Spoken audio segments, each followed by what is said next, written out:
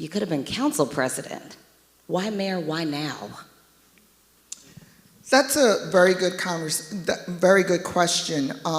Going back to learning to legislate, even in the most prescriptive way, I'm an executive.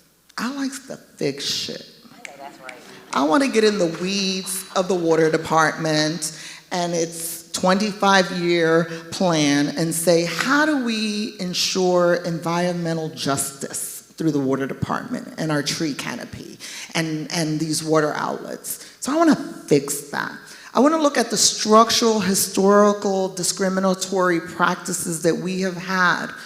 The thing that troubles us the most and makes the city the most unsafe is our trash situation.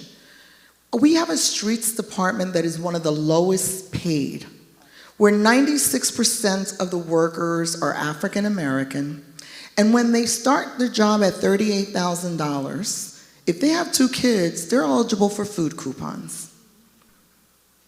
But that is the department that is supposed to keep us clean and safe. I want to fix that. Who wants to talk about that?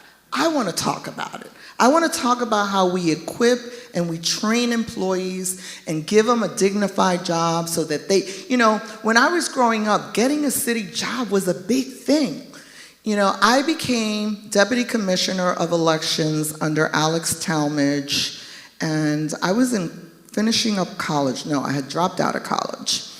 And I left my job to run Lynn Yeagel's campaign because it was the year of the woman. And I remember I was a single mother, and I remember coming home, and my mom was saying, what do you want? You got a title. You got a city job. Why are you leaving your job? And I'm like, because it's a historical moment in time. There is a woman running for the Senate, and I want to be part of that campaign. So that's why I want to meet the moment where it's at, but also create the moment and the opportunity for my skill set. So if there was someone better qualified who again lived the challenges that I lived in this city, comes at this as the cheerleader. Look, I represented a challenging district where every single day, no matter what I planned, something happened and I had to pivot, right? And so the whole job of mayor is one that I just want to do. I know I can do it well. I know I can bring people together. I look at opportunities, crises as opportunities. And I think this city needs that. And we need someone who's going to manage very difficult conversations about race and equity and be able to get people to trust that this is going to be different. Because what you hear from folks is, we've heard this before, we've heard this before, we've heard this before. This has to be different. And that's why I believe my particular skill sets at this moment in time is the right thing. And look, the political pundits, I had a cancer scare a couple of years ago, and I can't tell you how many people text me and told me, oh, so I guess you're out of the mayor's race.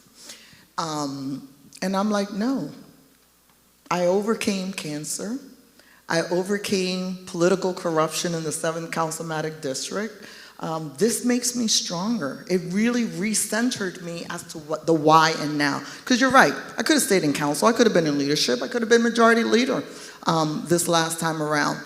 But I wanted to meet the moment in the time, and I also wanted to not stay in the council seat forever.